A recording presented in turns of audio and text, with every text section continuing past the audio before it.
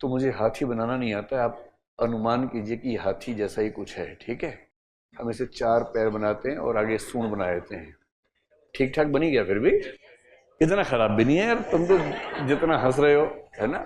देखो आग भी तो सुंदर बन गई है ना। बिना दांत वाला हाथी है भाई, बिना दांत वाला हाथी है। कह रहे दांत कहाँ है, लो दांत मेरे लो।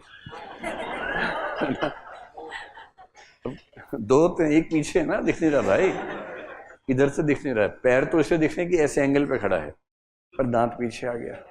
जिसने बोला, अच्छा मुझे लगा आपने बोला। हाँ कान जरूरी है, ऐसे इसको कान मान लीजिए, ठीक है। मुझे पता है आप कैसी पेंटिंग करते, चिंता मत कीजिए। इतना हीरो मत बनो।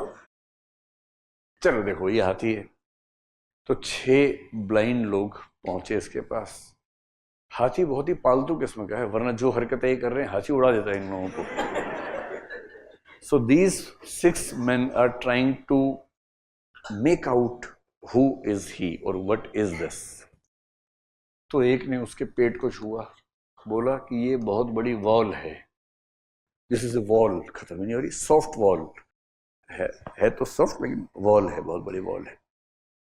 एक ने पकड़ लिया पूंछ को, बोला this is a rope, huge rope.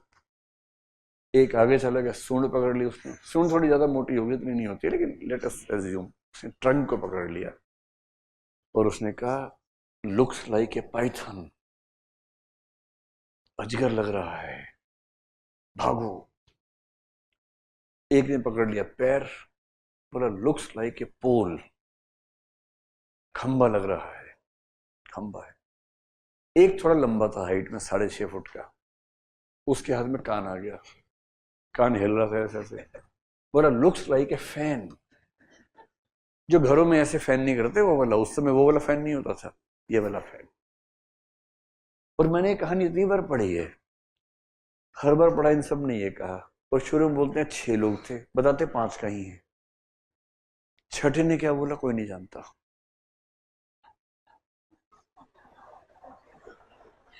The name of the story is 6 blind men and A elephant.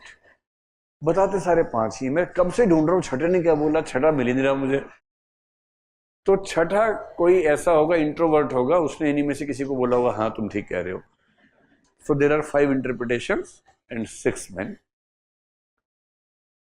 और 4 ये जैन कह रहे हैं कि ये जो अंधे हैं हम हैं। कोई हाथी को पूंछ पकड़ के बोल रहा ये रस्सी है, कोई सूंड पकड़ के बोल रहा है कि अजगर है। And no one is able to see the reality because we all have our epistemological fallacies and the knowledge is so much relative to our weaknesses, to our blindness, that we are not able to find out the truth. तो लोगों ने कहा वाह बड़ी अच्छी बात है, तो मैंने हाथी जानबूझ के ऐसा बनाया था कि बाद में छोटा हो जाए। तो इसके बेस पर जैन लोग कह क्या रहे हैं, उनका इथिकल पर्सपेक्टिव क्या है इस मामले में। वो ये कह रहे हैं if you want to be an authentic individual, authentic person कौन होता है? Authentic person is the one who admits that his knowledge is limited and relative. और अगर आप ऑथेंटिक पर्सन हैं and if you admit that your knowledge is limited and relative, how to express this authenticity? और उसके लिए वो बार बार कहते हैं कि जब भी आप कोई ऐसी बात कहो जहां लिमिटेड नॉलेज है, you should use the word syat before your sentence. And now in present times it would mean जब भी आप कुछ कहें कहें to the best of my knowledge. So sentences like to the best of my knowledge, ऐसे और कौन से sentences यूज करते हैं आप लोग? Most likely, I'm not sure, but I guess, I believe, I think, I am of the opinion that. So when you use these prefixes in your sentences, it expresses that you accept the limits and the relativity of your knowledge, and you are not pretending to be knowing something at absolute levels. अगर हम सब इस तरह की language use करने लग जाएं, जहां पक्का पता लग बात है, कोई आपसे पूछे आपका नाम क्या, आप कहें to the best of my knowledge, वहां ड्रामा नहीं करना है, सीधी सी बात है, वो तो आपको पता ही है ठीक तरीके से, उसमें क्या दिमाग लगाना है.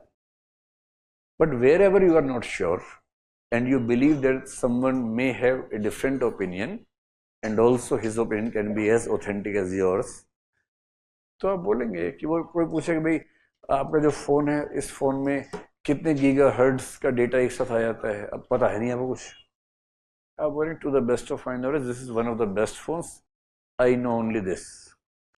तो मान लो कि नहीं पता है. ईमानदारी से कह देना कि नहीं पता कितनी बड़ी बात है. और आप पान की दुकान पे जाके बात करो 4 लोगों से, उनको एब्सोल्यूट नॉलेज रहती है. उनसे पूछो इलेक्शन कौन जीतेगा, मोदी जी. कितने सीट, 450. कहां से है ये सब मत पूछो. 450 से कम है तो नाम बदल देना. अरे तेरा नाम बदल के क्या फायदा मिलेगा. इतना स्ट्रॉन्ग ओपिनियंस हैं. अपने ओपिनियन को एब्सोल्यूट नॉलेज मानने की जो आदत है कई लोगों को, मुंह से निकल गया वही परम ज्ञान है, क्योंकि आदत है.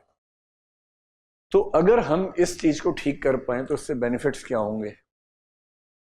सो what are the benefits of syadvad. अगर सब लोग रिलेटिविटी को मान लेंगे कि नॉलेज लिमिटेड है, तो दंगा फसाद होगा या खत्म हो जाएगा.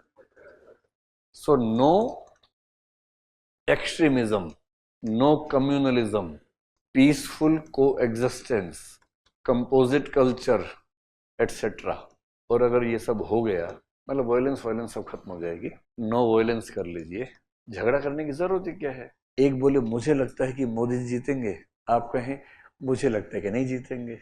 Okay, we happily agree to disagree, that's all. हम सहमत हैं कि हम असहमत हैं. What's the problem. झगड़ा किस बात से करना है. तुम्हें जो लगता है लगे, मुझे ये लगता है, एंजॉय. तो ये स्यादवाद जब आपकी वर्च्यू बन जाता है, then you don't fight with others on unnecessary things and you start living with them comfortably. छठी मिनिस्ट्री जीप टच की थी, क्या बोला था. अच्छा दांत, फिर क्या बोला, ढूंढा मिल गया आपको. अच्छा इनको छठा हाथ भी मिल गया भाई. ये कह रहे हैं कि दांत पकड़ लिया था उसने, और उसने कहा कि क्या है, कोई शार्प तलवार है. हाँ तो लिखो तलवार है. बहुत बढ़िया. अब हाथी कहाँ गया, रुको. दांत भी काम आई गया फाइनली. हमें लगा था कि बेकारों में बना दिया दांत. लो भाई, छठे वाले ने दांत पकड़ा, पूरा बना ही लेते हैं. दांत पकड़ा and this is a sword. ठीक है, हैप्पी.